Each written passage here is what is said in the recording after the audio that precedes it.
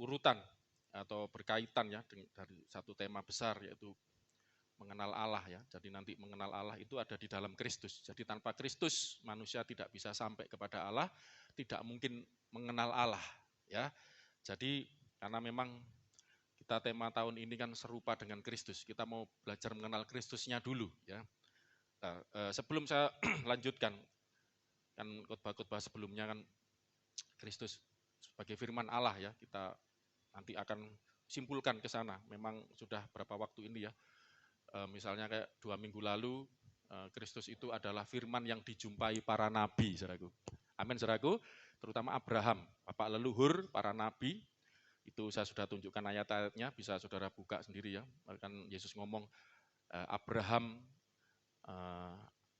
akan melihat hari-hariku, dan ia telah melihatnya, dan ia akan bersuka cita. Orang-orang Yahudi tanya kaget, loh umurmu belum genep 50. Kalau secara urutan kronologi waktu ya, Abraham itu 2000 tahun ya sebelum Kristus datang ke dunia. Bagaimana kamu belum 50 tahun kok sudah melihat Abraham lah. Yesus ngomong apa? Sebelum Abraham jadi, aku telah ada. Ya, sudah ada. Ego emi, aku yang telah ada. Ya, aku yang kekal itu, maha ada itu. Waduh, mencak-mencak orang Yahudi. Engkau memangnya siapa lah? Itu nanti lain kali dibahas. Yesus menjelaskan. Nah, tapi di situ saya mau tunjukkan bahwa ternyata Kristus itu sudah ada sebelum datang ke dunia. Yang dijumpai Abraham, yang ditemui Abraham. Ya. Dan kita akan belajar, dan itu adalah firman. Ya. Jadi para nabi, bapak leluhur itu tidak pernah melihat Tuhan secara physically. Ya. Yang ada memang teofani, penampakan seperti api. Ya. Nanti kita akan lihat hari ini temanya nanti khotbah di Gunung Sinai. Firman di Gunung Sinai. Ya, Kristus adalah firman di Gunung Sinai. Wah, mungkin belum ada yang khotbahkan ini. Dan saya akan buktikan nanti ya. Kita akan lihat dari firman Tuhan. Jadi firman yang datang di Gunung Sinai. Di dalam bahasa Ibrani itu hayah datang itu. Jadi saya sudah cek bahasa Ibrani, contohnya Kejadian 15, nanti sudah bisa lihat itu. Datanglah firman Tuhan, datang itu ya datang beneran, hayah. Hayah itu datang artinya. Jadi seperti datang gitu, firman itu datang gitu. Bayangkan lah. Jadi yang dijumpai Abraham, bapak leluhur, para nabi itu, bahkan nanti saya akan tunjukkan Musa juga, itu Tuhan Yesus. Atau firman, sebelum jadi manusia ya di dalam Kristus. Itu firman. Ya. Jadi Ibrani itu menjelaskan, Ibrani 1 ya. Sejak zaman dahulu Allah berulang kali dan berbagai macam cara berbicara ya, kepada para nenek moyang kita, ya bapak leluhur, melalui para nabi, melalui dengan perantaran para nabi. Jadi firman, Allah itu menyatakan diri melalui apa? Firman. Dan kita udah belajar firman itu ada nanti adalah Kristus ya. Firman jadi manusia minggu lalunya itu ya. Diam di antara kita. Ya, jadi kita akan nanti fokuskan ke situ. Jadi yang dijumpai, coba tanamkan baik-baik. Jadi para nabi yang ditemui mulai Adam, coba sudah pernah saya bukakan Adam kan, itu juga firman datang kepada Adam dan seterusnya. Kemudian minggu lalu saya juga mengajarkan lebih fokus firman itu, Yesus itu adalah firman yang tertulis, logos ya, firman yang tertulis di dalam kitab suci ya. Kita lihat sambil ngulangin ya, di dalam Lukas pasal 24, tidak apa-apa diulangi sedikit-sedikit, tidak banyak-banyak ya, karena nanti kita lanjutkan lebih jauh. Lukas 24 ayat 44. Ya. Minggu lalu Mas juga waktu selesai ibadah nanya logos sama apa? Rema. Ya, remah. Sebenarnya bacanya remah gitu ya. Sekene wong Jawa remah. Remah. Wangel lat Jawa ya, remah. Logos sama remah. Itu di dalam bahasa Ibraninya itu dawar. Dawar itu tidak dibedakan. Firman itu mau remah, mau logos itu tidak dibedakan. Tetapi bahasa Yunani agak sedikit dibedakan. Tapi sebenarnya enggak masalah sih, kita kayak Indonesia aja mau firman itu artinya remah atau logos sama. Tapi sebenarnya ada pengertian tersendiri. Nanti saya akan jelaskan. Coba baca ini ya. Ia berkata kepada mereka, inilah perkataanku yang telah kukatakan kepadamu ketika aku masih bersama-sama dengan kamu, yakni 1, 2, 3, bahwa harus digenapi semua yang ada tertulis tentang aku. Yesus yang ngomong. Tertulis tentang aku di mana? Dalam Taurat, ini lengkap. kitab nabi-nabi dan kitab Mazmur. Ini perjanjian lama. Ya zaman dulu perjanjian baru belum ada ya. Jadi apa yang tertulis di dalam kitab itu, ya mau kitab Taurat, nabi-nabi, Mazmur, kalau istilah kita perjanjian lama ya.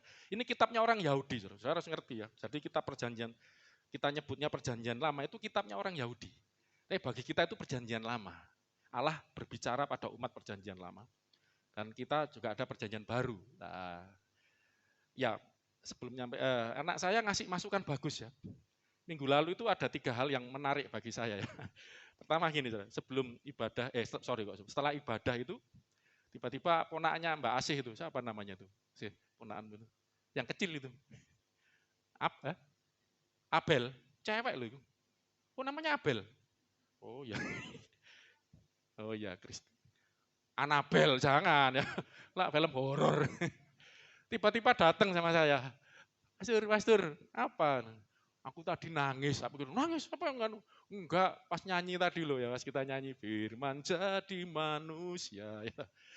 Yesus, engkaulah juru selamatku, aku tadi waktu denger nyanyi nangis.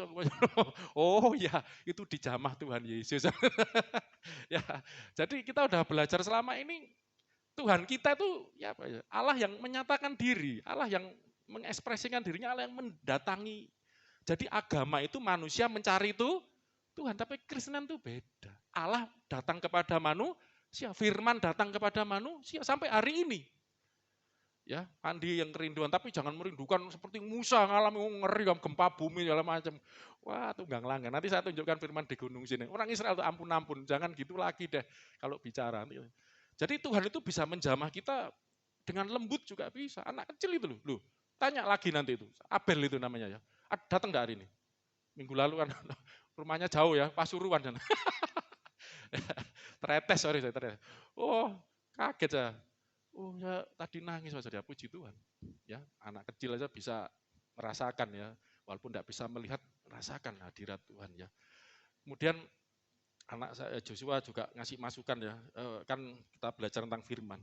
Pak, jangan cuma didorong, dimotivasi, diajarin tentang firman, tapi diajarin gimana caranya belajar Alkitab dulu, baca Alkitab. Saya baru sadari ya, mungkin jadi gini, saudara, paling gampang ya. Anda kan selalu didengung-dengungkan, ayo merenungkan firman Tuhan siang malam bersekutu. Tapi kadang nggak ngerti caranya, baru buka jebret. Bukanya gimana? Kira-kira Tuhan bicara apa hari ini? Tiba-tiba kena celakalah kamu. Waduh. Wah, saya dulu gitu ya. Waduh ini Tuhan. Ngeri, jangan gitu. Terstruktur enggak apa-apa. Jadi gini, saran saya kalau Anda mau supaya teraplikasi ya, jadi waktu dengar khotbah pulang bisa diterapkan. Anda apalagi kita belajar Tuhan kita ini firman gitu. Allah kita di dalam Yesus itu adalah sang firman. Anda bersekutu dengan Tuhan berarti bersekutu dengan firman-Nya gitu ya. Anda kalau mulai belajar itu jangan yang abot-abot dulu, yang berat-berat dulu ya. Anda langsung masuk imamat, wah sudah mungkin sudah tidak baca lagi, wah berat ini ya, karena yang dibaca imamat. Kalau sudah mau menguasai imamat, saudara harus baca Ibrani dulu, itu kuncinya. Baca Ibrani, menguasai Ibrani, cuma baca loh ya. Kalau baca tok akeh tunggali, dibaca sampai ngerti, paham, baru baca imamat gampang. Jelas gitu loh. Karena Ibrani ini menjelaskan imamat, banyak menjelaskan tentang korban, tentang imam. Oke, kalau pertama kali baca, saran saya ya, itu adalah Injil Yohanes, wes, mulai itu dulu. Ya saya diingatkan saya, gimana? Iya ya, jadi baca Injil Yohanes dulu. Ya, karena Injil Yohanes setelah itu nanti Matius, Markus, Lukas itu Injil sinoptik namanya. Jadi Matius, Markus, Lukas, Injil ini ceritanya paralel. Misalnya Yesus menyembuhkan orang buta. Ya, itu ada yang disebut jumlahnya, ada yang enggak, tapi ceritanya mirip.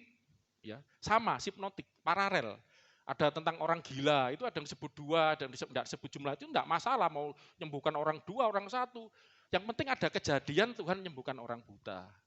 Tuhan menyembuhkan orang gila di Gadara itu ya. Itu istilahnya gitu. Bahkan nanti ada yang nyebutnya Gadara, Gerasa, itu bukan itu kok beda, itu cuma kota sama provinsi gitu loh saudaraku ya.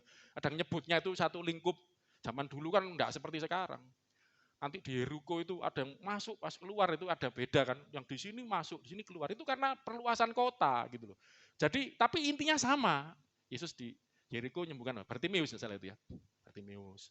Ada yang nyebut namanya, ada enggak, itu Injil sinoptik, Matius, Markus, Lukas. Nanti kalau menemukan perbedaan gitu, enggak signifikan. Itu kan yang melaporkan istilahnya itu kan yang menuliskan kan beda orang.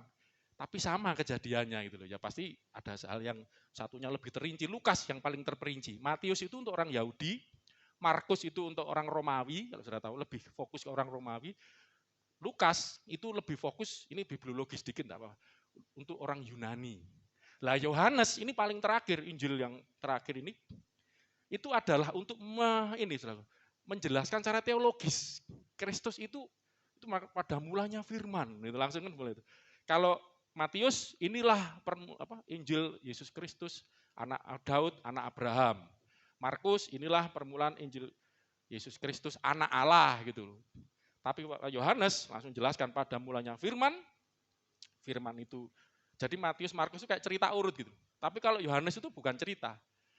Karena Rasul Yohanes itu Injilnya itu dapat ilham dari Tuhan, dituliskan untuk menjelaskan kepada orang Kristen waktu itu yang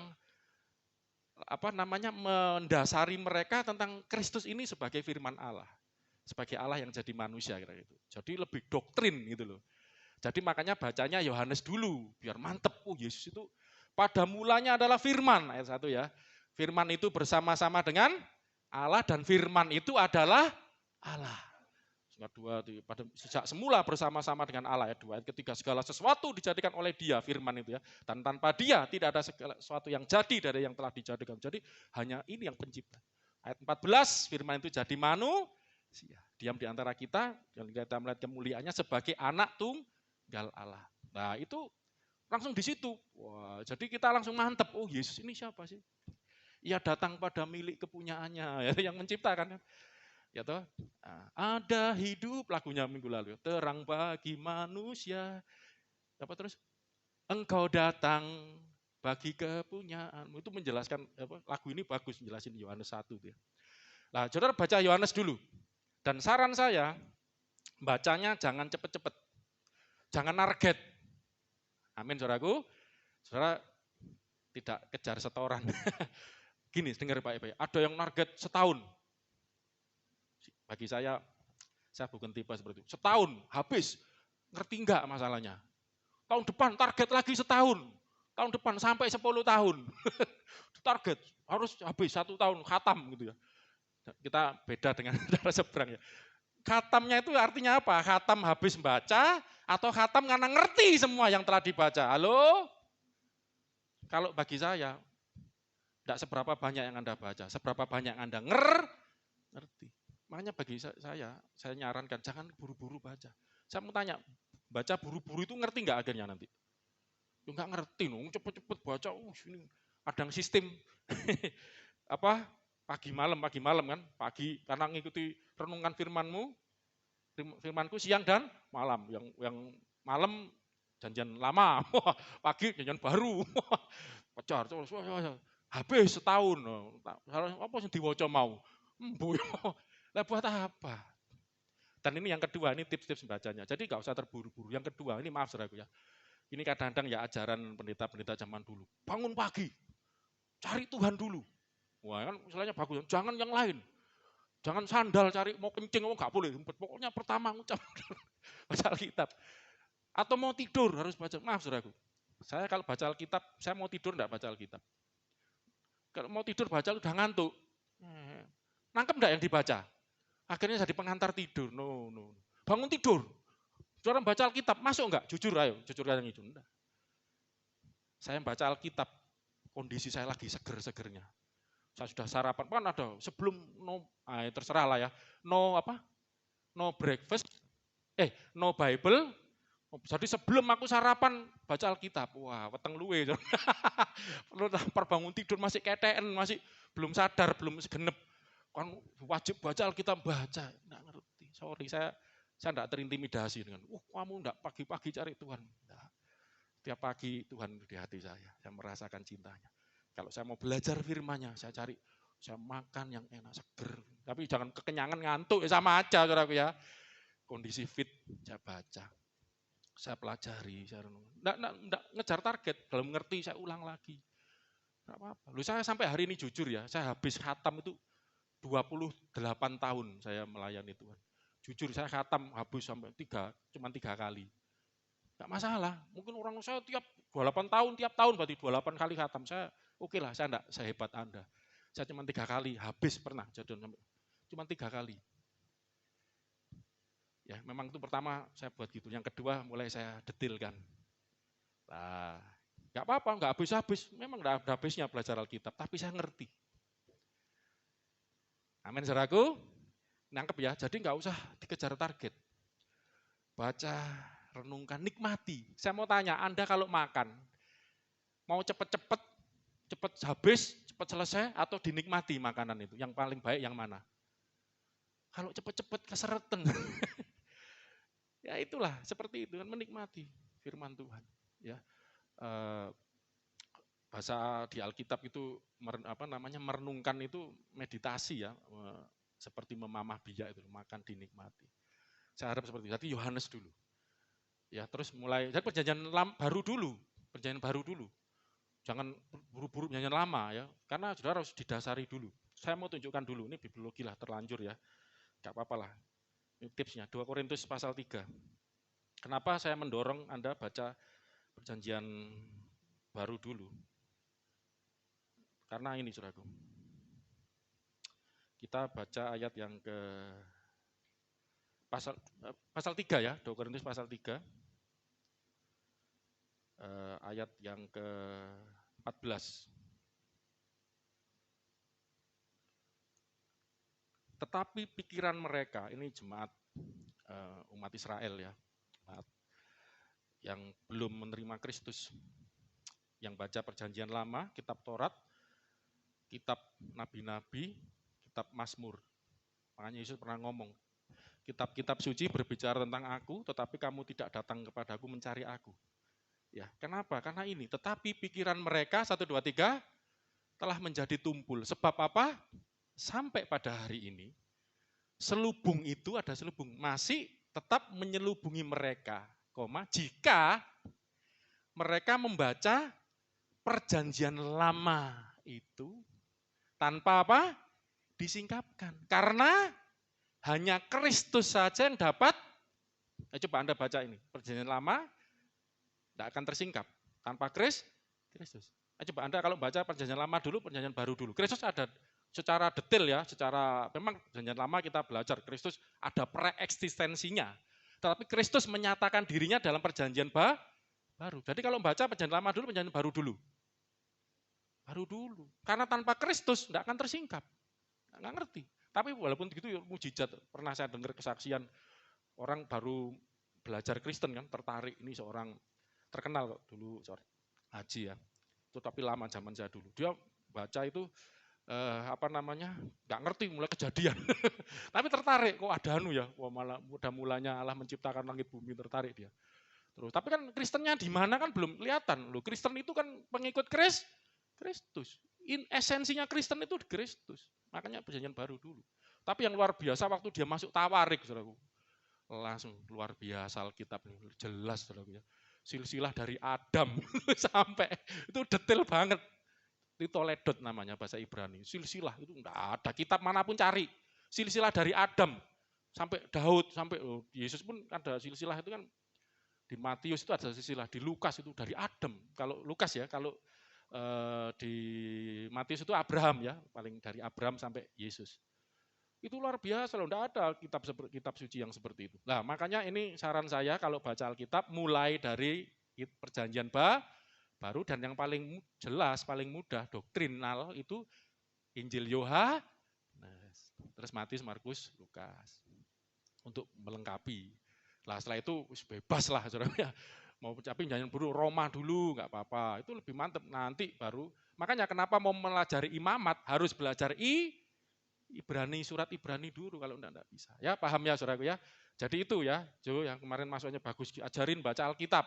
Mulai sekarang wis kalau sudah punya program menurut saya tinggalin dulu. Kita enggak ngejar target, enggak ngejar program. Buat apa?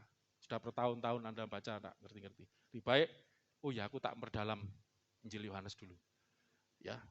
Mendalam, mengenal Yesus, segala macam. Ya, oke.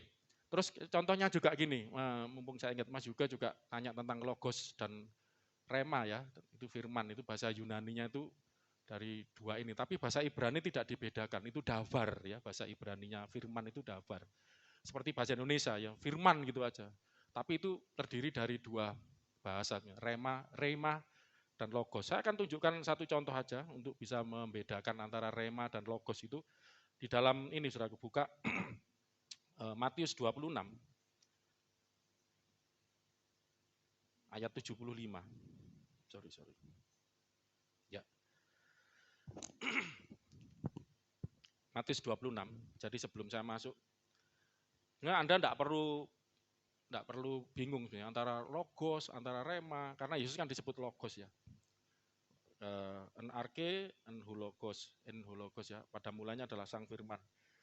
Tapi firman itu juga bahasa Yunaninya ada rema ya. Nah ini perbedaannya di sini. Tapi sebenarnya enggak usah terlalu dipusingkan lah. Tapi supaya Anda lebih ngerti ya, karena ini kalau dipelajari juga enggak masalah sih. Coba ayat 75, 1, 2, 3. Maka teringatlah Petrus akan apa yang dikatakan Yesus kepadanya. Dikatakan ini bahasa Yunaninya itu rematos, ya. Rema, dari rema. Jadi kalau mau konsisten ya, kalau Yesus yang ngomong, Allah yang ngomong, berkata, berbicara itu firman, ini harusnya apa yang difirmankan Yesus. Rema itu katanya firman, ini dikatakan. Apa memang itu perkataan. Ya firman itu kan perkataan, cuman perkataannya Allah, perkataannya Tuhan Yesus. Lah ini rema. Bedanya di sini, apa yang dikatakan Yesus kepadanya? Apa sih katanya? Sebelum ayam berkokok, engkau telah menyangkal aku 3 kali. Ini rema namanya. Jadi kalimatnya itu loh saudaraku. Remah itu artinya a thing spoken, hal yang dibicarakan, hal yang dikatakan. Jadi yang diingat Petrus, sebelum ayam berkokok, engkau telah menyangkal aku berapa? 3 kali. Ini rema namanya. Budeng enggak apa-apa sambil belajar. Kapan kamu belajar teologi kalau di sini? Jemaat ya. Jadi ini kata yang dikatakan ini loh, sebelum ayam berkokok, engkau telah menyangkal aku 3 kali. Kalimatnya, hal yang dikatakan ini namanya rema. Itu rema. Jadi lebih detailnya, detail perkataannya. Itu nanti saudara bisa temukan kalau enggak percaya.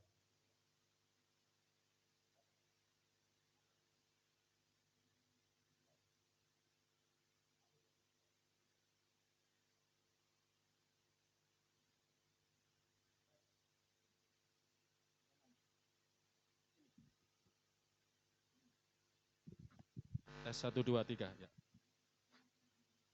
Baterainya habis kayaknya. Tes, ini jelas ya, sama aja ya. Masuk di situ juga. Jadi ini namanya rema ya, jadi hal yang dikatakan. Ya saudara ya. Itu juga ada di contohnya ketika Yesus memerintahkan tebarkanlah jalamu, waktu nyari ikan enggak dapat ya. Dan perkataan itu persis, jadi tebarkan jalamu, ke tengah tebarkan jalamu. Lah, kamu sudah melakukan itu Tuhan, tapi enggak dapat. Tetapi karena engkau yang rema mengatakannya ini, ya kami ikuti perkataanmu ini gitu loh. Jadi rema itu perkataannya ya, lebih kepada perkataannya. Kalau secara sederhana gini, yang disebut logos, lah tadi kita akan melihat, jadi logos itu kejadian sampai wahyu, itu logos namanya. Logos itu lebih kepada topiknya. Ini firman Tuhan, secara keseluruhan. Lah detail kata-katanya itu namanya rema, kira-kira gitu. Ya kan minggu lalu saya khotbah, istri saya, aku dapat tentang Esther loh, kok bahasa monodawane cuman dapat Esther ya tentang tipologinya Tuhan Yesus. Ya, karena kan wanita ya, seneng ada wanita yang enggak bisa lagi itu. Dites enggak bisa. Yang tadi. Tetap ini aja ya. Jadi apa namanya? Esther. Lah dari sekian itu yang diingat tentang Esther, dia cerita lagi Esther. Kalau omongannya persis saya ya itu rema. Kira-kira gitu. Tapi kalau kira-kira kesimpulannya aja itu namanya logos. Budeng enggak? Jadi mudeng, ngerti ya? Jadi logos itu lebih ke topiknya, konsepnya, topiknya, wacananya. Ya. Kalau rema itu perkataannya. Makanya kenapa Yesus waktu itu ada firman Tuhan, manusia hidup bukan dari roh roti saya, tapi dari setiap firman. Nah, firman ini rema, setiap perkataan, tiap kata-kata yang keluar dari mulut Allah. Kira-kira gitu lah. Tapi enggak usah terlalu dipusingkan lah. Bahasa Ibrani enggak dibedakan, dabar. Dabar itu ya rema, diterjemahkan di Yunani itu rema, diterjemahkan logos sama saja ya. Itu aja ya. Jadi untuk menjawab Mas Yoga ya, minggu lalu tanya-tanya pulang gereja. Oke, kita lihat Yohanes 5:46.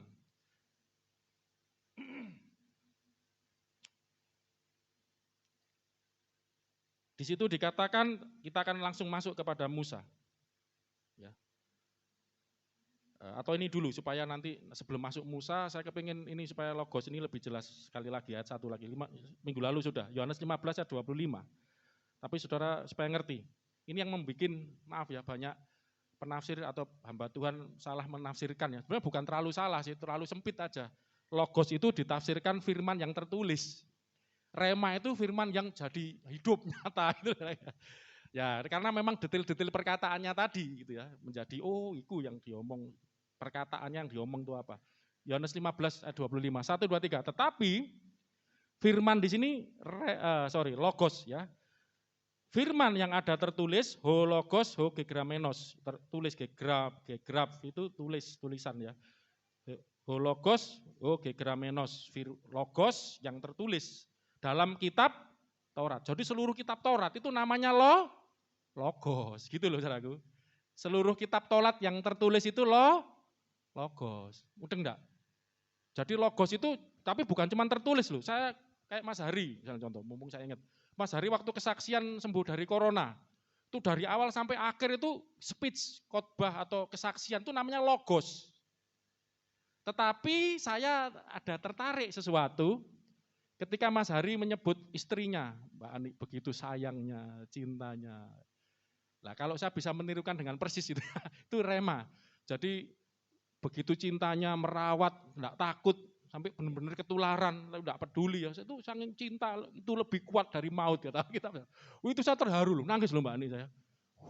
Ada istri yang seperti itu ya, cinta banget sama suaminya. Ini, padahal Pak Hari logosnya itu sekitar 20 menit ya. Lah cerita Mbak Ani kan cuma berapa bagian mungkin, sedikit, 5 menit mungkin. Lah jadi dari speech, kesaksiannya, khotbah apa yang dikatakan dari awal sampai akhir itu namanya logos. Oh kesaksian tentang sembuh dari corona, itu pengertiannya topiknya itu. Tapi remanya ada salah satu yang setiap orang mungkin bisa beda-beda. Dari saya tertarik dengan cintanya istri kepada sang suami lah, itu detailnya itu saya ingat banget itu dan membuat saya terharu lah, kira-kira begitu. Saya khotbah dari awal sampai akhir, jadi logos itu bukan cuma tertulis, apa yang disampaikan, perkataan. Ya. Perkataan dari awal sampai akhir, kalimat ya, khotbah dari awal sampai akhir itu.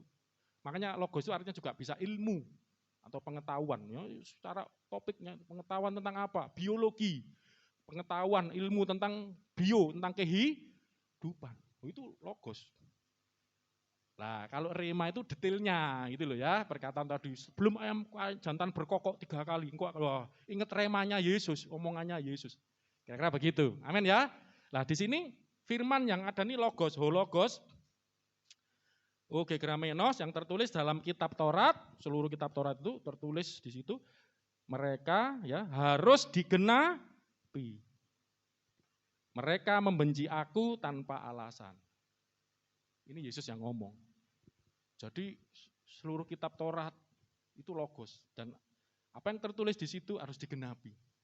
Dan salah satunya adalah mengenai bahwa mereka membenci Yesus dan akhirnya akan disalibkan. Itu digenapi semua.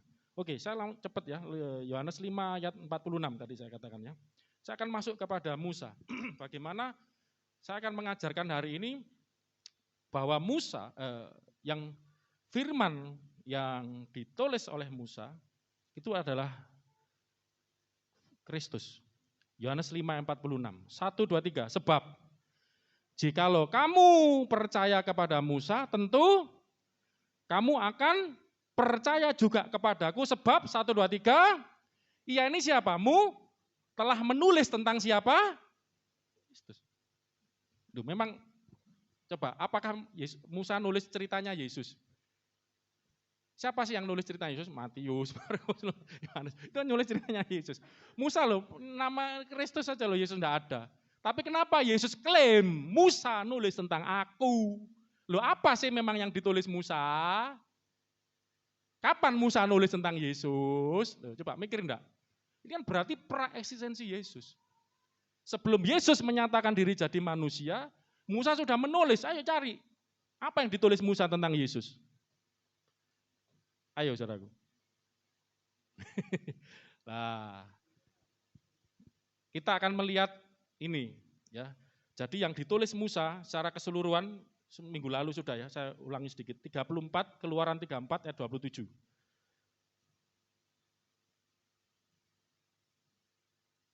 Keluaran 34 27. Jadi firman yang datang kepada Musa itu dituliskan. Dan yang dituliskan itu berbicara tentang Yesus, kira-kira begitu.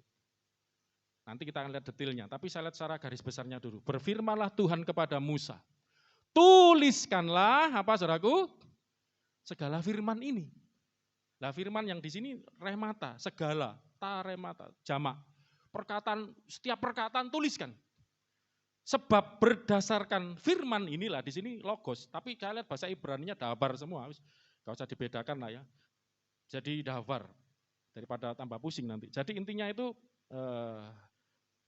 ada firman datang kepada Musa, mendetil perkataan-perkataannya, segala perkataan suruh nulis. Bahkan tidak boleh kurang, tidak boleh lebih. Gitu. Dan berdasarkan keseluruhan perkataan ini, logos itu. Berdasarkan firman ini, telah kuadakan perjanjian dengan engkau dan dengan Israel. Jadi yang ditulis Musa, mau detil perkataannya, mau inti dari perkataannya, itu berbicara tentang Tuhan Yesus. Lah mungkin belum seberapa jelas, lebih jelasnya begini. Coba kita lihat buka Ulangan 18. Ulangan 18. Saya hari ini akan membuktikan bahwa Yesus, kalau minggu lalu sudah, adalah firman yang dijumpai para bapak leluhur, para nabi, termasuk hari ini juga, ya minggu lalu, firman yang ditulis Musa, para nabi, nanti lihat lagi Yesaya juga, para nabi menulis tentang Yesus. Hari ini Ulangan 18, saya akan tunjukkan detailnya ya, Ulangan 18 ayat 15 mulai. Ulangan 18 ayat 15. Tujuan saya mengajarkan ini Anda semakin kokoh ya, mantap imannya kepada Kristus, mengerti bahwa Kristus adalah firman Allah, bahkan bapak leluhur kita, para bapak leluhur, Abraham, para nabi, termasuk Musa, nabi terbesar. Nanti kita akan lihat Musa ini cikal bakalnya nabi, istilahnya. Bahasa saya mungkin istilahnya cikal bakal, peletak dasar kenabian di dalam sejarah umat Allah ya. Kita akan melihat dan memang yang pertama kali nulis kitab suci Tuhan pakai adalah Musa. Disuruh nulis, tuliskanlah segala perkataan. Ya diwahyukan Tuhan, disuruh nuliskan. Selain dikatakan, tuliskan. Oke, Ulangan 18, 15 mulai ya. Seorang nabi dari tengah-tengahmu, dari antara saudara-saudaramu, sama seperti aku, akan apa? Dibangkitkan. Minggu lalu sudah sebelum tutup ibadah, saya bacakan sedikit ya untuk Anda dapat PR-nya ya. Tidak tahu dibaca lagi enggak. Akan dibangkitkan bagimu oleh Tuhan Allahmu, dialah tadi sama seperti aku sudah, sama seperti aku akan dibangkitkan bagimu oleh Tuhan Allahmu, dialah yang harus kamu dengarkan. Terus ayat 16, tepat seperti yang kamu minta dahulu. Kenapa Tuhan akan membangkitkan seorang nabi yang seperti Musa untuk berbicara kepada umat Israel? Karena ayat ini tepat seperti yang kamu minta. Karena permintaannya siapa? Umat Tuhan waktu itu umat Israel. Tepat seperti yang kamu minta kepada Tuhan Allahmu di Gunung Horeb. Nama lain dari Gunung Sinai. Pada hari perkumpulan dengan berkata, alasannya apa? Tidak mau aku mendengar lagi suara Tuhan Allahku. Ya, Pandi kepingin, ini aja enggak mau ini. Kenapa? Dan api yang besar ini tidak mau aku melihatnya lagi supaya Jangan aku mati. Nanti saya akan tunjukkan apa yang terjadi. Itu Keluaran 19 dan 20. Nanti saya akan pilih ayatnya biar cepat. Lalu berkatalah, lanjutnya, Tuhan, kepadaku apa yang dikatakan mereka itu baik. Tuhan setuju. Karena apa? Lah ini. Nanti kita akan lihat alasannya ya. Seolah-olah kok Tuhan bisa dipengaruhi, enggak sebenarnya. Allah itu sudah tahu orang Israel akan seperti ini, nanti saya tunjukkan ayatnya. Tapi baca ini dulu biar nak kepotong. Berapa dikatakan mereka itu baik, seorang nabi akan kubangkitkan bagi mereka dari antara saudara mereka seperti engkau ini Musa ya, aku akan menaruh firmanku dalam mulutnya dan ia akan mengatakan kepada mereka segala yang kuperintahkan kepadanya. Coba lanjutkan. Orang yang tidak mendengarkan segala firmanku yang akan diucapkan nabi itu demi namaku, daripadanya akan kutuntut pertanggungjawaban. Nanti saya akan tunjukkan, ini bicara tentang Yesus. Tema kita hari ini, Kristus adalah firman di Gunung Sinai. Ini saya tunjukkan, tapi ini baca dulu ya. Tetapi seorang nabi, tadi mana? Firmanku yang, mana tadi? Tetapi, ya benar ya, 20 ya. Tetapi seorang nabi yang, nanti kita kupas lagi. Seorang nabi yang terlalu berani untuk mengucapkan, mana tadi? Demi namaku, perkataan yang tidak dikuperintahkan untuk dikatakan olehnya, atau yang berkata demi nama Allah lain, nabi itu harus mati. Jika sekiranya kamu berkata dalam hatimu, bagaimanakah kami mengetahui perkataan yang tidak difirmankan Tuhan? Bagaimana caranya kami tahu? Apabila seorang nabi berkata demi nama Tuhan, dan perkataannya itu tidak terjadi dan tidak sampai, maka itulah perkataan yang tidak difirmankan Tuhan. Dengan terlalu berani nabi itu telah mengatakannya, maka janganlah gentar kepadanya. Nah, kita akan kupas 3 hal aja nanti dari sini. Yang pertama, kita akan kupas 3 hal, kenapa kok ini berbicara tentang Yesus, tentang Kristus.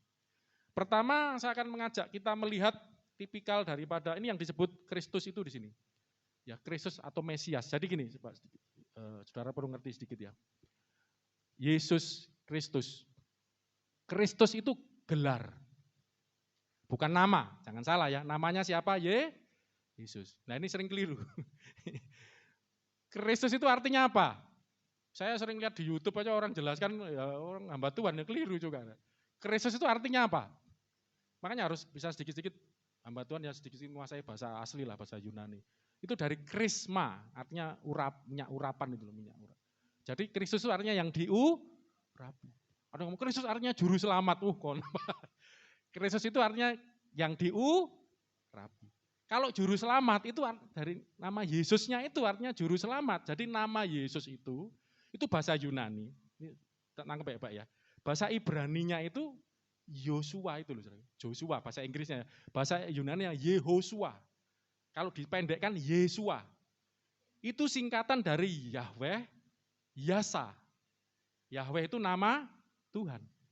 Jadi Tuhan itu adalah Yasa. Yasa itu penyelamat. The Lord is salvation. Gitu. Allah itu penyelamat. Lah, bahasa Ibrani ya, Yehosua. Ayo katakan, 1, 2, 3, Yehosua. Kependekannya singkat itu bisa disingkat. Yesua. 1, 2, 3, Yesua. Makanya Yesus itu bahasa Ibrani, namanya Ibraninya itu Yesua Hamasia. Lu zaman dulu gitu. Kayak Petrus itu loh. Petrus itu bahasa Yunani, namanya Petrus. Tapi kalau bahasa Aram, Kefas. Jadi Kefas itu bahasa Aram. Ya anaknya Pak Asnan dikasih nama Kefas itu bahasa Aram itu ya. Tapi artinya sama, batu karang. Jadi nama itu gitu. Jadi namanya kok bisa berubah-berubah? Bukan berubah, itu karena arti. Beda zaman sekarang kan. Agung kalau bahasa Inggris ya tetap Mboyo Pak Agung. Tapi nama aku enggak berubah. Kalau zaman dulu lain, namanya artinya batu karang. Ya disebut, kalau bahasa Yunani Petrus. Ketika orang Aram ngomong, namanya enggak disebut Petrus lagi, namamu Kefas. Gitu. Padahal orang yang sama, itu bahasa gitu. Nah Yesus juga seperti inilah, Yudas. Nah, saudara pernah ngasih nama anaknya Yudas enggak? Padahal Yudas itu artinya bagus. Yudas itu artinya apa? Pujian. Bahasa Ibraninya pujian itu nama artinya apa? Bahasa Yunani. Yehuda. Jadi bahasa Ibrani, nama Ibrani itu Yehuda. Ke Yunani jadi Yudas. Artinya sama, pujian. Gara-gara ada Yudas Iskariot, pengkhianat, enggak berani ngasih namanya anaknya Yudas. Wah kok jelek gitu. Padahal artinya Yudas itu atau Yehuda, pujian itu contoh paling gampang. Ya toh? Simeon, jadi Simon Petrus. Lah, seperti itu saudara. Lah, Yesus juga gitu. Jadi kalau saudara baca Septuaginta, bahasa Alkitab Perjanjian Lama bahasa Yunani, ya terjemahan Yunani, diterjemahkan oleh 70 orang, sekitar 70 tua-tua Yahudi atau 200 tahun sebelum Yesus datang. Itu Yosua itu ditulis, saudara yang punya Septuaginta lihat, itu Yesus. Jadi Yosua ini, itu kalau di bahasa Yunani kan Yesus. Gitu loh. Orang-orang tuh seperti, supaya Anda ngerti. Dan Yesus itu artinya sama dengan Yosua tadi, Yosua. Yesus itu artinya Tuhan adalah keselamatan atau juru selamat itu kita. Paham sedikit-sedikit ya saudara ya? Jadi jangan keliru, Kristus artinya juru selamat, plon. Yang artinya juru selamat itu Yesus, atau bahasa Ibraninya Yesua, atau lengkapnya Yehosua. Ya saudara bisa cek strong, ya. Saya pakai strong. Ya gitu ya, jadi artinya itu. Oke, lah saudaraku kita kembali ke sini. Yang dimaksud Musa, ya, yang ditulis Musa, itu adalah tentang Kristus. Ya. Kristus itu tadi saya katakan saudara, punya gini saudara, punya penggambaran seperti ini. Saya minum dulu sebentar ya. Lama-lama haus. Saya keliru beli itu yang gede, jadi minum kayak orang koboan. Permisi. Harusnya yang agak kecil, yang tanggung ya. Saya akan tunjukkan, jadi yang aspek pertama. Kenapa kita akan belajar dan Yesus ngomong Musa nulis tentang aku. Kapan nulisnya? Apa yang ditulis tentang Yesus? Ya, kita akan masuk di sini tentang Yesus sebagai firman yang dituliskan. Ya, itu yang pertama. Jadi segala firman ini tuliskan. Dengan firman ini aku adakan perjanjian dengan kamu. Ya, jadi Yesus ini adalah perjanjian Allah. Ya, Allah itu membuat perjanjian dengan umatnya melalui firman. Jadi firman ini adalah janji. Janji antara Allah dengan umatnya itu diikat dengan firman. Ya, itu banyak, saudara. Nanti saya akan tunjukkan juga tentang Abraham. Ada firman yang mengikat Abraham dengan Tuhan. Ada firman yang mengikat. Dan itu bicara Yesus yang mengikat manusia, memiliki perjanjian dengan Allah. Lebih jelasnya lagi kita akan melihat dengan konsep Kristus ini sendiri, saudara. Jadi Kristus tadi artinya apa? Yang diurapi.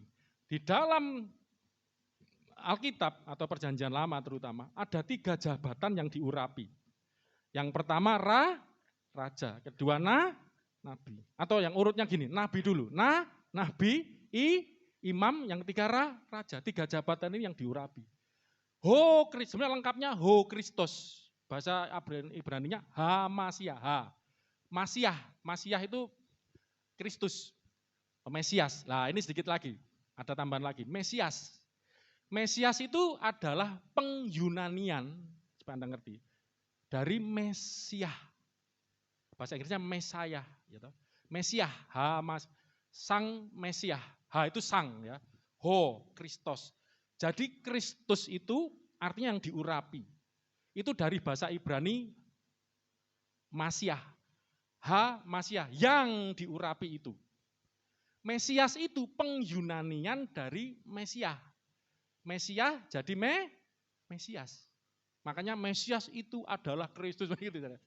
Itu adalah pengyunanian dari Mesias. Sama jadi. Jadi Mesiah,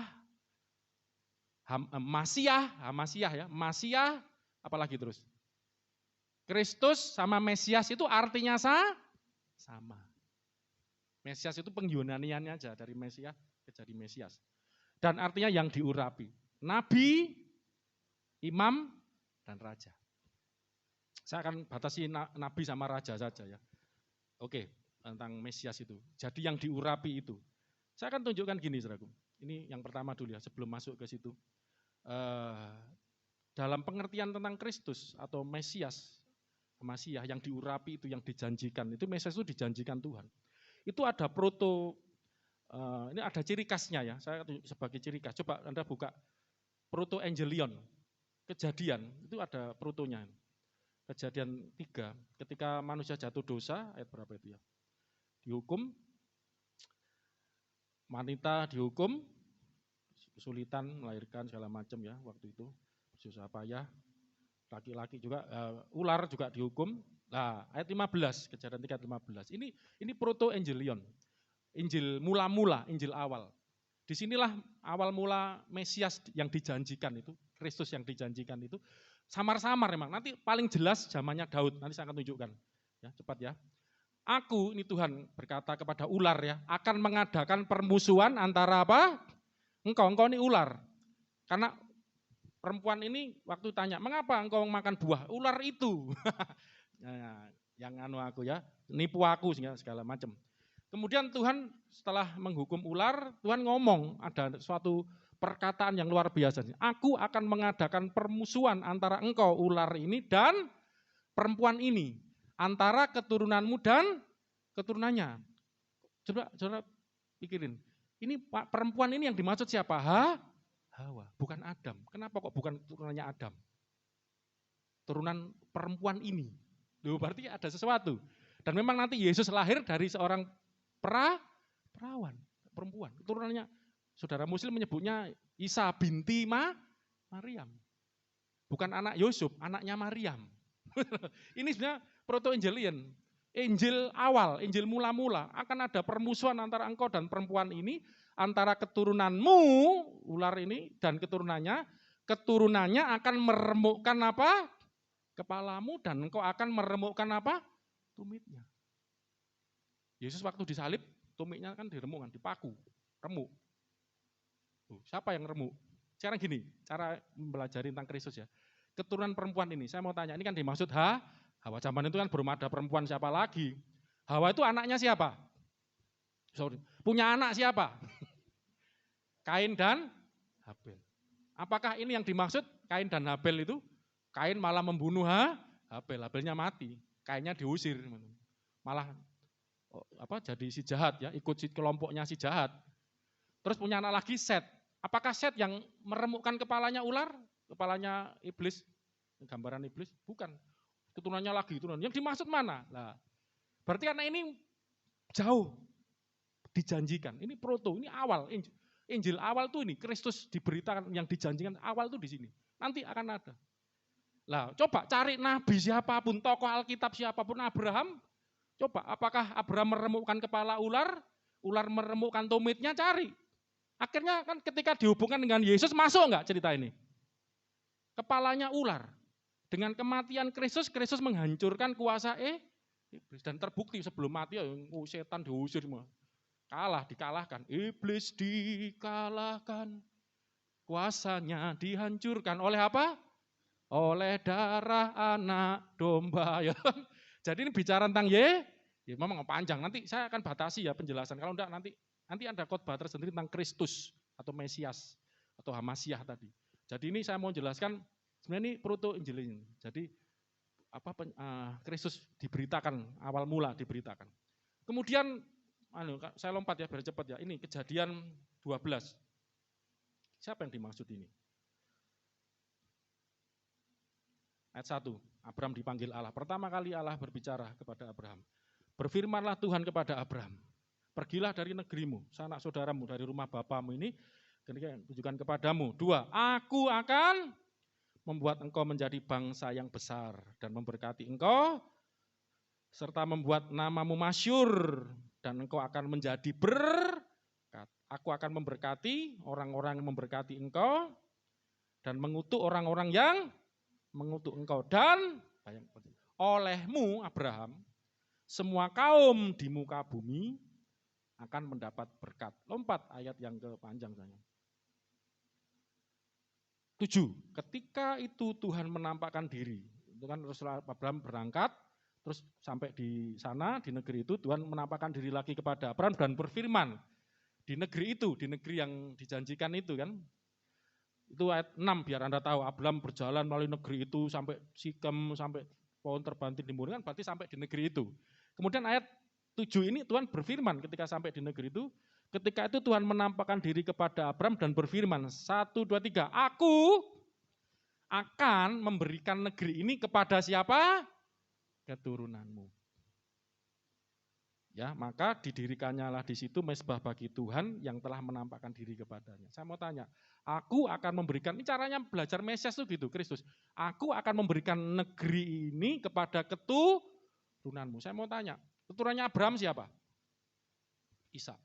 Ishak waktu lahir di situ sudah menjadi miliknya enggak negeri itu, saudaraku? Jangankan Ishak, anaknya Ishak siapa namanya? Ya, Yakub belum memiliki negeri itu. Belum.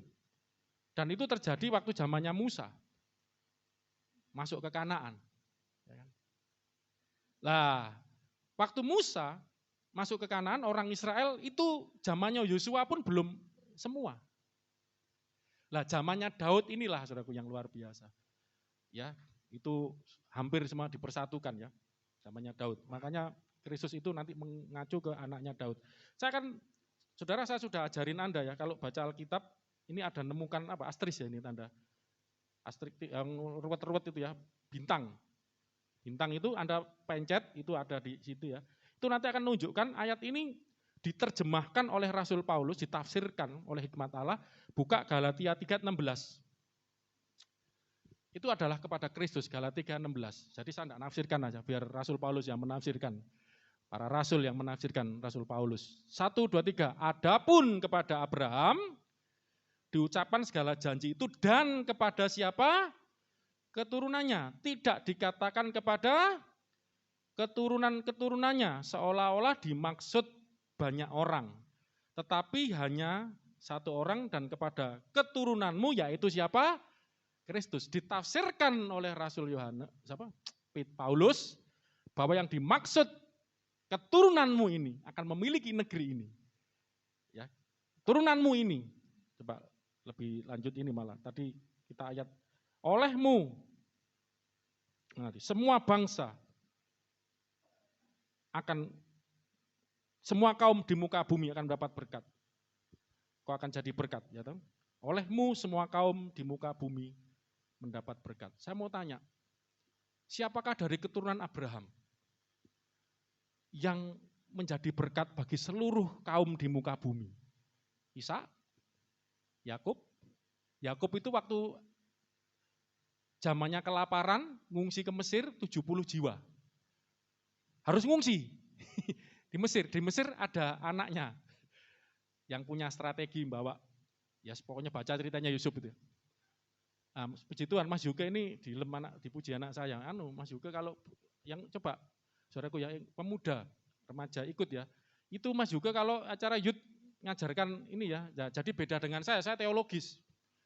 Ya, saudara, itu loh cerita-cerita Alkitab. Ya Mas Yuke, enggak apa-apa melengkapi. Mungkin yang sekolah minggunya belum khatam ya, belum katok, katok bahasa apa? Cerita Alkitab. Ya itu kalau saya di sini cerita Alkitab, wah kayak sekolah minggu saudara ya. Maksudnya jadi nanti enggak ke doktrin ya, pengajaran. Jadi nanti ada bagiannya masing-masing ya. Silakan ya. Bu Untung mungkin kalau kepingin nanti cerita-cerita di Kefas itu ya, ikut ya. Ini kan nanti biar tahu ceritanya Yusuf ya toh.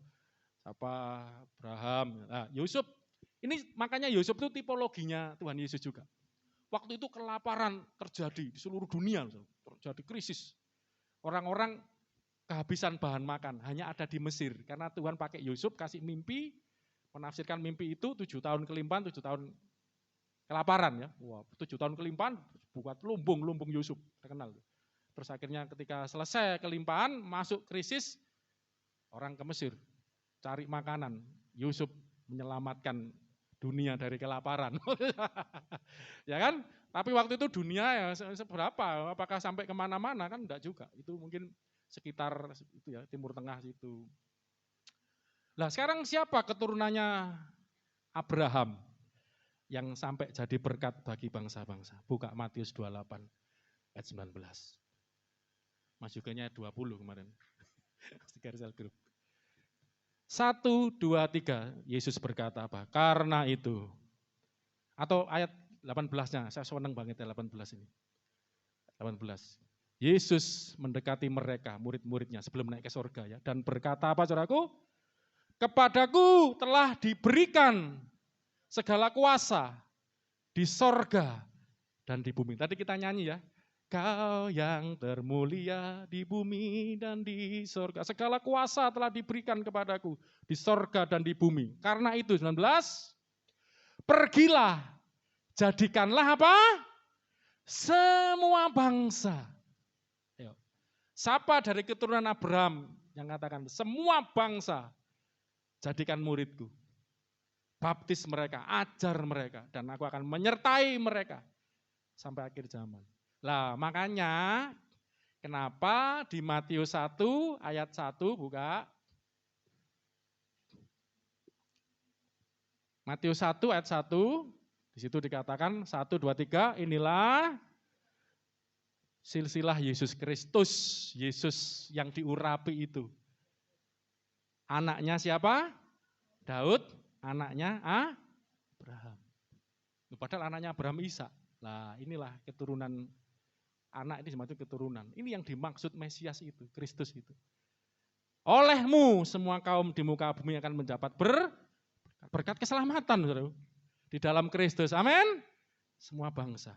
Ini Abraham. Cepat ya, nanti kita tidak bahas Kristus. Kemudian Daud, nah mumpung ini ada anak Daud juga. Daud ini cepat, Daud ini cepat. Kita cepat buka 1 Tawarik 17. Aduh, jamnya banter. Aduh, 1 Tawarik 17 ayat 1. Lompat aja, cepat. 2, 3, 4 mungkin, 5 aja. 5, ya, 7 aja, 7. Misalnya biar cepat. Ikilah. Oleh sebab itu, beginilah kau katakan kepada hambaku Daud, beginilah firman Tuhan semesta alam. Akulah yang mengambil engkau dari padang ketika menggiring kambing domba untuk menjadi raja atas umatku Israel. 8. Aku telah menyertai engkau di segala tempat yang kau jalani, menyelamatkan musuhmu, membuat namamu seperti nama yang besar. 9. Cepat. Aku akan, terus ya 10. Sejak aku mengangkat hakim-hakim atas umatku Israel, aku Tuhan akan menundukkan segala musuhmu. Juga aku beritahukan kepadamu, 1, 2, 3, Tuhan akan apa? Membangun suatu keturunan bagimu. Lah ini nanti, pokoknya bicara keturunan ini.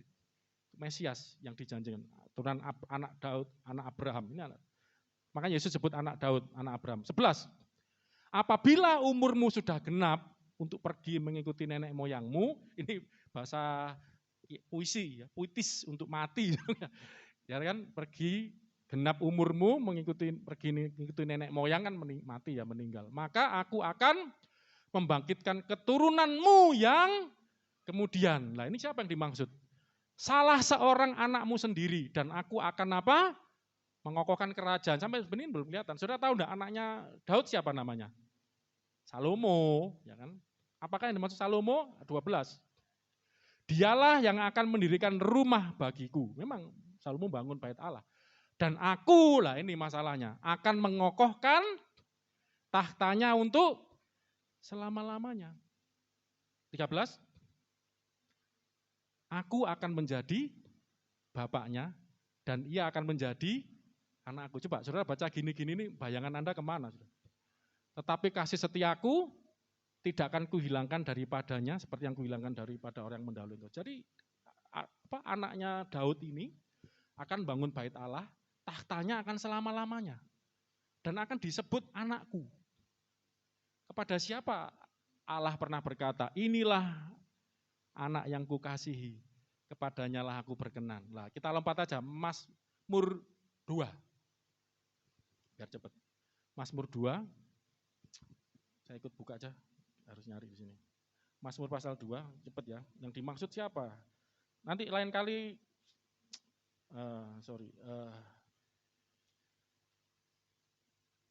lain kali saya lagi tentang Kristus diperdalam. Saya lompat aja biar cepat. 5, maka berkatalah ia Allah ya kepada mereka, nanti mereka ini siapa, tidak jelasin panjang, dalam murkanya dan mengejutkan mereka dalam pengangkatan amarahnya. 6, 1, 2, 3, akulah yang telah melantik rajaku di Sion, gunungku yang kudus. Aku mau menceritakan ketetapan Tuhan. Ia berkata kepadaku, 1, 2, 3, anakku engkau telah kuperanakkan pada hari ini. Mintalah kepadaku, 8, maka bangsa-bangsa aku berikan kepadamu, menjadi milik kepunyaanmu, pusakamu, ujung bumi jadi kepunyaanmu. Coba bayangkan, siapa keturunan Daud yang memiliki sampai ujung-ujung bumi? Siapa keturunan Daud yang tahtanya selama-lamanya, yang memiliki bangsa-bangsa, yang diperanakkan oleh Allah. Makanya kenapa Kristus itu, Markus coba buka, Markus 1:1. Inilah silsilah Yesus Kristus anak Allah. Coba, Markus. Inilah permulaan Injil tentang siapa? Yesus Kristus yang diurapi itu tadi, anak Allah. Jadi anak Daud ini berbicara tentang Mesias atau Kristus yang adalah anak Daud yang diperanakkan oleh Allah. Jadi coba kembali ke Mazmur, nih saya kelewatan, 2 ayat 6. Tuhan ngomong begini, saudara. Coba perhatikan baik-baik. Tuhan ngomong, Tuhan, akulah yang telah melantik siapa? Rajaku. Tuhan ngomong, berarti bukan ini rajanya Tuhan. Aku akan melantik seorang raja bagiku. Jadi Kristus, Hamasiah atau Mesias, itu adalah jabat yang diurapi merujuk kepada 3 jabatan. Raja.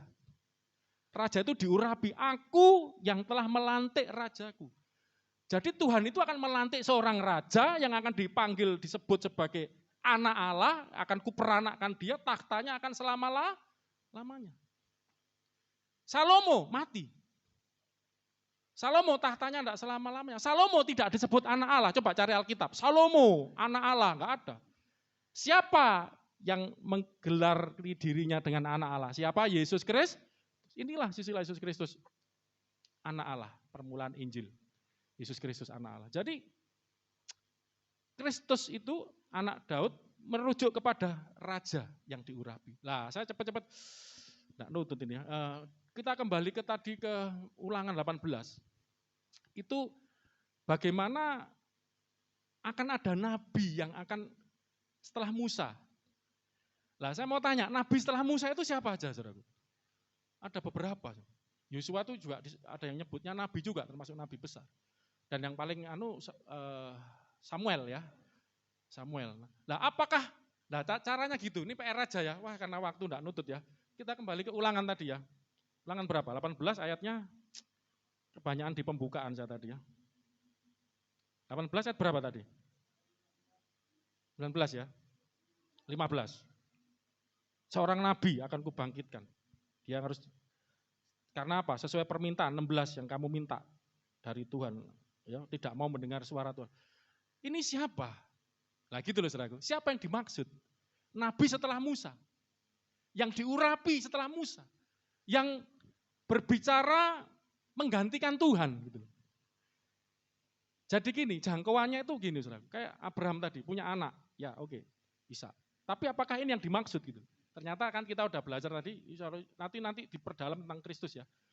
Karena hari ini sebenarnya saya tidak bicara tentang Mesias, kebablasan, terpancing saya jelasin Mesias. Saya sedang berbicara tentang firman itu. Kristus itu adalah firman yang dari di Gunung Sinai. Ya toh? Siapa nabi yang kemudian ini setelah aku akan setelah Musa katanya, yang Tuhan akan berbicara melalui dia. Oke. Keluaran 20, sini aja biar cepat. Keluaran 20, coba ayat ini saudaraku, 15 kayaknya. Ayat 18. Biar cepat ya. Saudara baca sendiri 19 bagaimana Allah menampakkan diri di Gunung Sinai, gunung gemetar, ada bunyi sangkakala, gelap ada awan yang turun, awan yang padat, terus ada api seperti dapur api yang menaik sampai ke langit, ada suara guru segala macam, terus muncul Tuhan berfirman, 10 hukum Taurat itu di pasal 20 ayat 1 sampai 17 itu Anda baca sendiri, dan setelah Tuhan mengucapkan 10 hukumnya, 10 hukum Taurat yang ditulis dalam 2 loh batu, Tuhan menuliskan, nanti lain kali saya tunjukkan. Tuhan kok nulis ya saudaraku ya, nanti lain kali. Tapi di sini ayat 18 dikatakan seluruh bangsa itu menyaksikan guruh mengguntur, kilat sabung menyambung, sangkakala berbunyi dan gunung berasap. Maka bangsa itu takut dan gemetar dan mereka berdiri apa? Jauh-jauh. Ayat 19 inilah yang dikatakan di ulangan tadi ya. Mereka meminta, tidak mau dengar lagi. Mereka berkata kepada Musa, 1, 2, 3, engkaulah berbicara dengan kami, maka kami akan mendengarkan. Tetapi janganlah Allah berbicara dengan kami, nanti kami mati. Coba renungkan, aduh ini perlu waktu. Coba Anda renungkan gini, saudaraku. Allah itu karena berbicara terlalu dahsyat, umat Israel gemetar, ketakutan, rasanya mau mati. Kami tidak mau dengar lagi. Lebih baik ada nabi yang bicara. Tapi waktu itu sudah ada Musa. Coba renungkan. Ayat 19 tadi, mereka berkata kepada Musa, engkaulah berbicara dengan kami. Maka kami akan mendengarkan, tetapi jangan Allah berbicara. Sebetulnya kan sudah ada Musa. Sudah ada pengantara, nabi itu pengantara, Allah berbicara. Kenapa kok Tuhan ngomong akan ada nabi lagi? Dan orang Israel sebetulnya kan mintanya jangan Tuhan bicara langsung. Musa yang bicara, Nabi Musa yang bicara kepada kami. Tapi kenapa? Lah ini loh jangkauan Kristus itu gitu, Mesias, Hamasia itu akan ada nabi. Loh ini kan bicara tentang nubuat, janji, Mesias yang dijanjikan. Akan ada nabi yang kamu enggak akan lagi. Padahal sudah ada Musa, bahkan nabi-nabi pun juga seperti itu. Mereka mewakili Allah berbicara kepada umat Tuhan. Tetapi kenapa? Nah ini satunya 20 ya, tadi saya sudah janji soalnya. Tetapi Musa berkata kepada bangsa itu, kenapa kok Tuhan ngomong permintaan mereka itu baik ya? Apakah Tuhan dikontrol oleh permintaan mereka, dipengaruhi? Enggak. Musa berkata pada bangsa itu, jangan takut, sebab Allah telah datang dengan maksud untuk mencoba kamu, dan dengan maksud supaya takut akan Dia ada padamu agar kamu jangan berbuat dosa. Jadi Tuhan ngerti orang Israel ini tidak akan tahan, dan supaya ada maksud Tuhan, supaya orang Israel takut kepada Tuhan, gentar kepada Tuhan. Nah saya akan kembali ke sini, saudaraku. Jadi ini baru satu ya, nanti minggu depan lanjut. Jadi Allah berbicara dalam kedahsyatannya, umat Tuhan tidak tahan. Akhirnya jangan lagi Tuhan bicara seperti ini. Lah akhirnya Tuhan apa? Oke, permintaanmu baik. Aku akan membangkitkan Kristus, nabi yang kemudian. Jadi Kristus itu nabi juga, raja juga.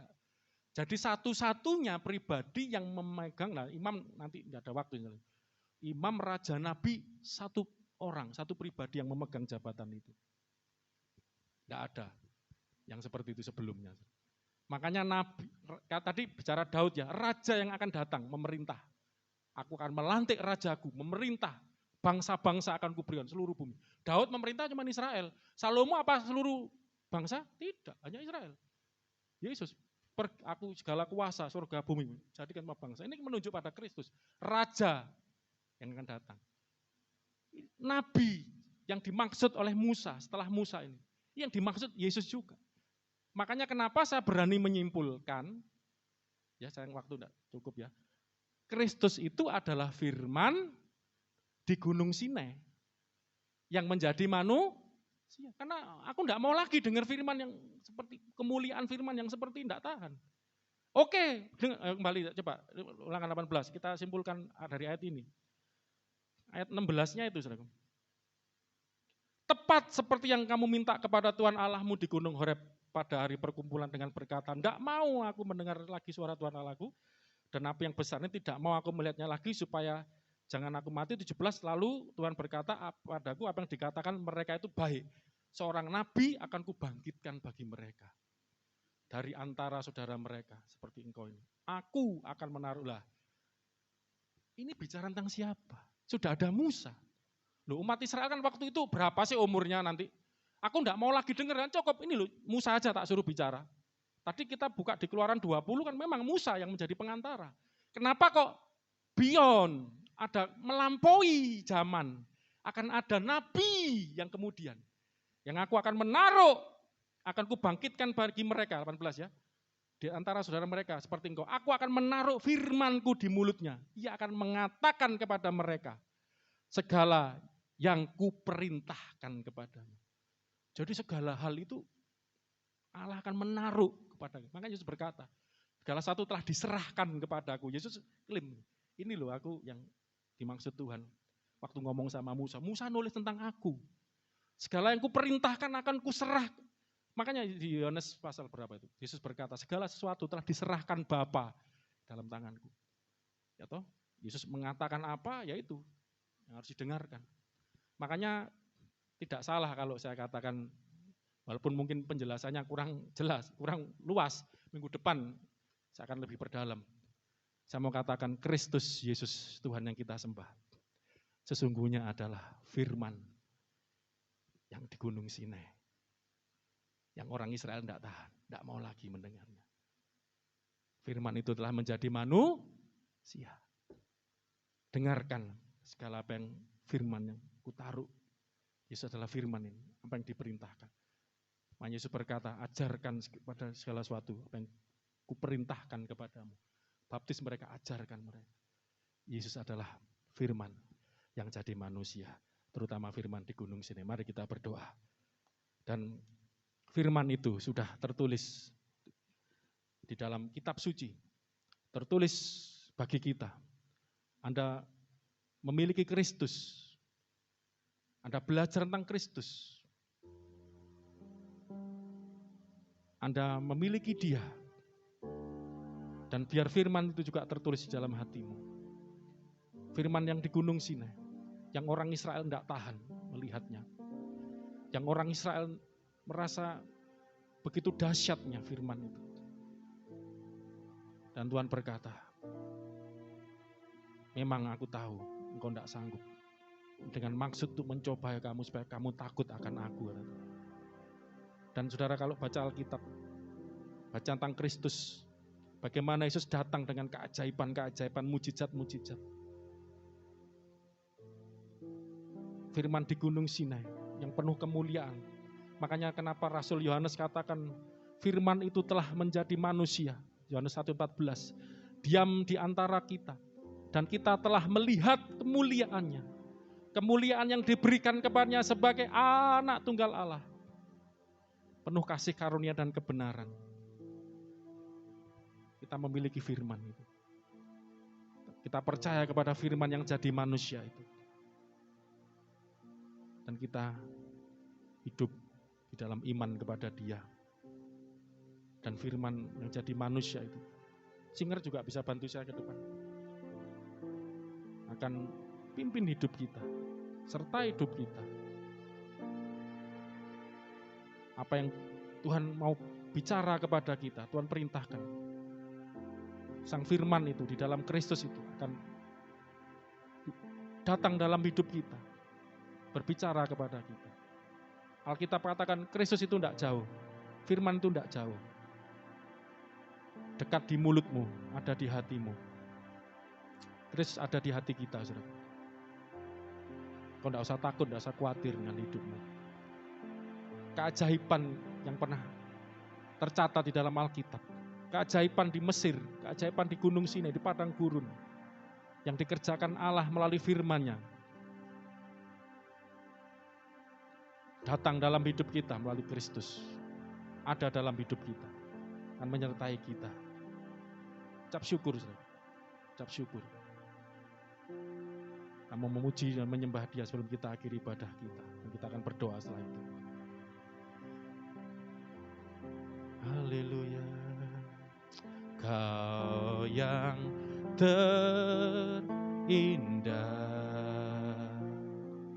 di dalam hidup ini, tiada Allah Tuhan yang seperti Engkau, besar perkasa, penuh kemuliaan. Kau yang termanis ya Tuhan, Kau yang termanis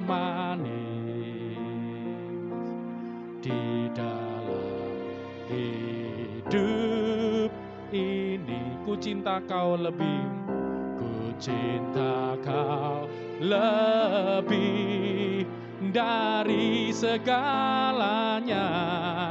Besar kasih setiamu kepadaku, ku sembah kau ya Allahku, ku tinggikan namamu selalu, tiada lutut tak bertelut,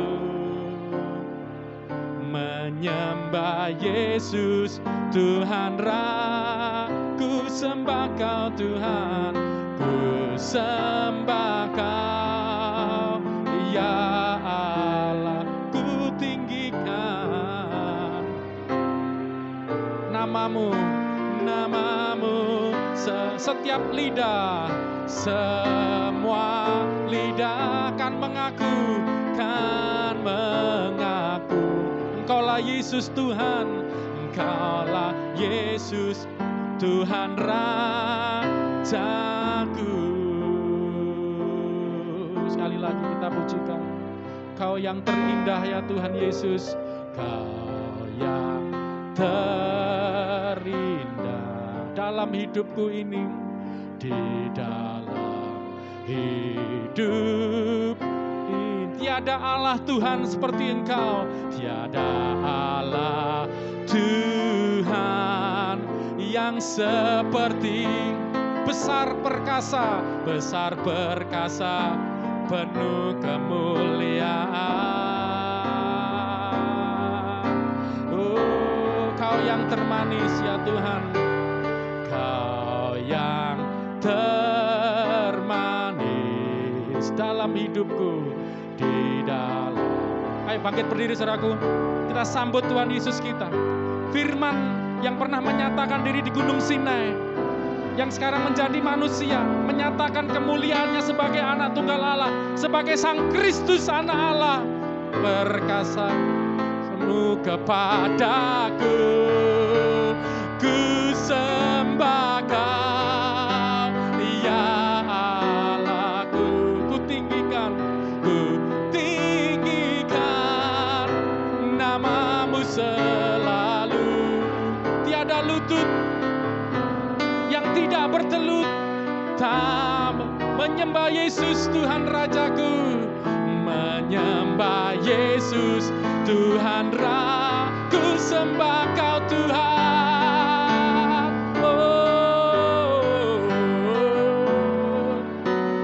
ku tinggikan namamu selalu. Semua lidah akan mengaku Yesus Tuhan dan Raja. Haleluya. Engkaulah Yesus Tuhan Rajaku. Oh, aku sembah Kau ya, aku tinggikan namamu selalu. Tiada lutut yang tidak akan bertelut. Raja atas segala bangsa, Raja atas seluruh dunia ini, Yesus Tuhan. Seperti yang dijanjikan Allah kepada Abraham, keturunanmu akan menjadi raja yang besar. Kau akan melahirkan raja yang besar, akan memerintah seluruh bumi. Olehmu, oleh keturunanmu, seluruh kaum di muka bumi akan mendapat berkat. Itu melalui Kristus Yesus. Lidah kan mengaku Engkaulah Yesus Tuhan. Janji Tuhan tidak main-main, saudara. Berkat dari Tuhan dijanjikan kepada kaum di seluruh muka bumi ini melalui Abraham, melalui keturunannya. Dan keturunan ini bicara tentang Kristus. Sejak Adam jatuh dosa, manusia kehilangan kemuliaan Allah. Manusia jatuh bawah kuasa dosa. Manusia perlu diselamatkan. Manusia perlu berkat keselamatan. Dan Tuhan telah berjanji melalui keturunan perempuan. Keturunan perempuan ini akan meremukkan kepala ular. Itu bicara Yesus menghancurkan kuasa iblis di kayu salib melalui kematiannya.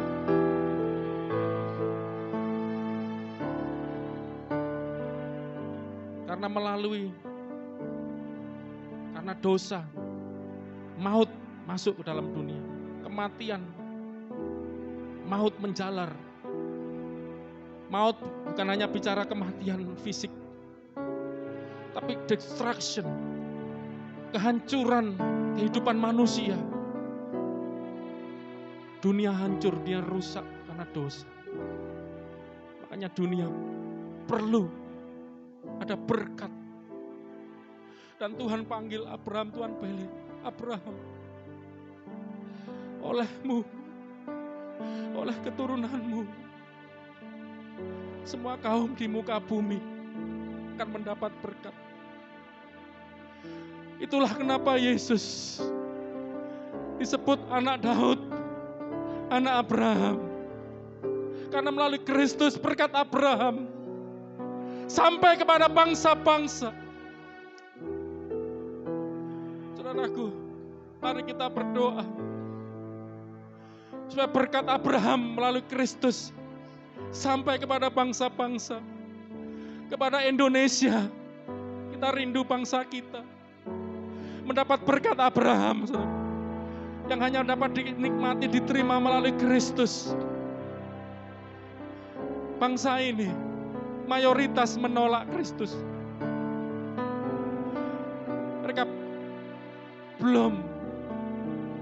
Mereka masih ada selubung, menyelubungi selama ini. Padahal kitab-kitab suci berbicara tentang aku, kata Yesus. Tetapi kenapa kamu tidak datang mencari aku? Karena ada selubung yang menyelubungi hati mereka. Mereka dibutakan oleh ilah-ilah zaman ini. Mereka dibutakan oleh agama-agama palsu, nabi-nabi palsu. Dan kita berdoa supaya Kristus menerangi setiap hati dan pikiran. Dan mereka dapat datang kepada Kristus dan menerima berkat Abraham, berkat keselamatan di dalam Kristus. Dan yang kedua, saya juga rindu berdoa buat orang-orang Kristen sendiri. Kadang saya sedih. Hanya agamanya saja Kristen, KTP-nya Kristen, tapi Kristus tidak bercahaya di hati dan pikiran mereka. Masih gelap oleh ilah-ilah zaman ini, oleh roh-roh dunia, masih dikuasai oleh roh-roh dunia. Padahal anak-anak Tuhan, Tuhan berkata, kamu adalah terang dunia ini. Kamu adalah garam dunia ini. Saya rindu kita juga berdoa supaya orang-orang yang menyebut dirinya Kristen betul-betul sejati menjadi pengikutnya Kristus. Kristus ada dalam hatinya, Kristus bercahaya dalam hidup, menjadi terang bagi dunia yang gelap ini. Oh Tuhan, lawatlah bangsa kami, lawatlah Tuhan, dimulai dari umat-Mu ini Tuhan. Karena penghakiman dimulai dari rumah Allah. Kami adalah rumah-Mu. Oh Tuhan, bersihkan, kuduskan, sucikan rumah-Mu ini. Jangan biarkan rumah-Mu menjadi sarang penyamun, sarang dosa. Tapi biar rumah-Mu mencerminkan, menyatakan kemuliaan Allah. Tubuh-Mu adalah bait Allah. Tidak tahukah kamu tubuhmu adalah rumahnya Allah? Biarkan Allah bersinar melalui Kristus, bercahaya dalam hidupmu. Mari saya rindu berdoa buat saudara-saudara, baik yang di gereja maupun di tempat masing-masing online, maupun yang nanti direkaman di YouTube. Coba, mari kau yang rindu, Kristus menjamahmu, Kristus bercahaya, bersinar dalam hidupmu. Letakkan tangan di dada, ayo berdoa bersama-sama saya. Biar kemuliaan-Mu nyata Tuhan. Berdoa bersama-sama saya. Biar Kristus bercahaya, Kristus bersinar, terang Kristus bercahaya. Kau tidak lagi hidup dalam kegelapan, engkau bersinar, kau hidup dalam terang, bahkan menyinarkan kemuliaan Kristus. Oh, inalamasi kiralamaso, jamaah Tuhan, dimulai dari anak-anak-Mu Tuhan. Kami tidak akan menghakimi orang yang di luar kami. Kami sadar sebagai anak-anak-Mu kami ada tanggung jawab. Oh haleluya, nama Kristus ada dalam kami. Bukan hanya nama, tapi pribadi Kristus ada di dalam kami. Dan biarkan kami bisa berkata seperti Rasul Paulus, aku hidup bukan lagi aku yang hidup, tapi Kristus yang hidup di dalam aku. Hamba-Mu berdoa buat anak-anak-Mu yang meletakkan tangan di dada mereka, tanda mereka komitmen bersama-sama. Bahwa mereka siap, mereka mau dipakai, mereka mau Kristus bercahaya, bersinar dalam hati mereka, dalam hidup mereka. Melalui Kristus ini, segala berkat yang Tuhan janjikan sampai pada seluruh bangsa. Pakai anak-anak-Mu ini Tuhan. Dan saya juga mau berdoa buat saudara-saudara yang mendengarkan, baik Instagram Live maupun di YouTube. Kalau engkau belum percaya Yesus, engkau belum percaya dan engkau mendengar hari tentang Kristus, agama apapun engkau, Yesus datang bukan untuk agama tertentu. Yesus datang untuk seluruh umat manusia, seluruh bangsa-bangsa kaum di muka bumi supaya dapat berkat keselamatan. Dan kau mendengar firman ini, bahwa Kristus adalah yang dijanjikan ini. Taruh tanganmu juga di dada. Saat ini aku berdoa, siapapun Tuhan, kau jamah mereka yang selama ini belum mengenal Engkau, atau bahkan belum membuka hati sungguh-sungguh dengan Engkau. Aku berdoa saat ini di dalam nama Yeshua HaMasih, Yesus Kristus, Yesus Al-Masih, Al-Masih yang diurapi, Juru Selamat itu. Aku berdoa supaya keselamatan yang Kau janjikan, berkat keselamatan yang Kau janjikan sampai kepada mereka. Kau jamah mereka di dalam nama Tuhan Yesus Kristus, dalam nama Tuhan Yesus. Haleluya, haleluya, haleluya, haleluya. Terima kasih Tuhan, Engkau bercahaya, Kristus bercahaya dalam setiap hati anak, menerangi hati, jiwa, pikiran kami. Ku sembah Kau, ya Allahku, ku tinggikan nama-Mu selalu, tiada lutut tak bertelut, menyembah Yesus Tuhan Rat. Oh, aku sembah Kau Tuhan.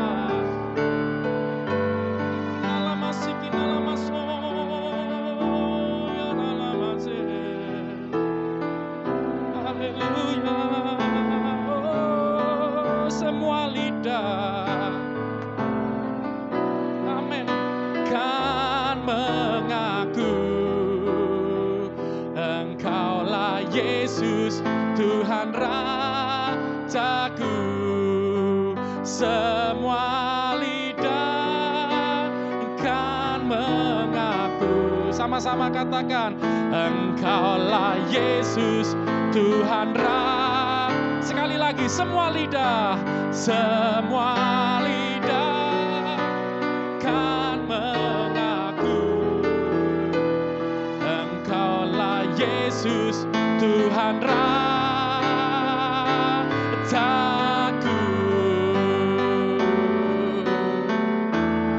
Yesus Tuhan dan Raja yang dijanjikan, yang telah dijanjikan itu. Haleluya. Oh, bahwa Allah akan menyatakan dirinya melalui Sang Mesias, melalui Kristus, untuk berbicara kepada kami, umat manusia, untuk melawat kami. Kristus datang supaya Allah sampai kepada kami dan kami sampai kepada Allah melalui Kristus. Terima kasih Tuhan. Kami sudah belajar tentang Kristus, mengenal tentang Dia. Dan kami percaya kepada Dia. Dan kami percaya apa yang Tuhan janjikan. Tuhan rencanakan yang terbaik, yang indah, yang manis terjadi bagi barang siapa yang mau percaya dan menerima Kristus dalam hidupnya. Terima kasih, kami mengucap syukur buat ibadah hari ini Tuhan. Sudah memberkati kami dari awal sampai akhir, menyertai kami. Terima kasih beribadah di gereja maupun di rumah masing-masing, melalui online, memberkati semua. Makanya juga melihat rekamannya nanti di YouTube. Berdoa Tuhan memberkati rekaman di YouTube, Tuhan juga urapan-Mu bekerja. Setiap firman-Mu diberitakan, firman-Mu berkuasa, kerja menjamah setiap kehidupan mereka yang mendengarkan. Terpujilah nama-Mu Bapa, dalam nama Tuhan Yesus Kristus. Kami sudah berdoa dan mengucap syukur, yang percaya, dikasihi, diberkati, disertai Tuhan, dari sekarang sampai selama-lamanya. Bapa, di dalam nama Yesus Kristus, dalam persekutuan dengan Roh Kudus, katakan bersama-sama saya, amin. Selamat hari Minggu. Yesus memberkati kita semua. Haleluya.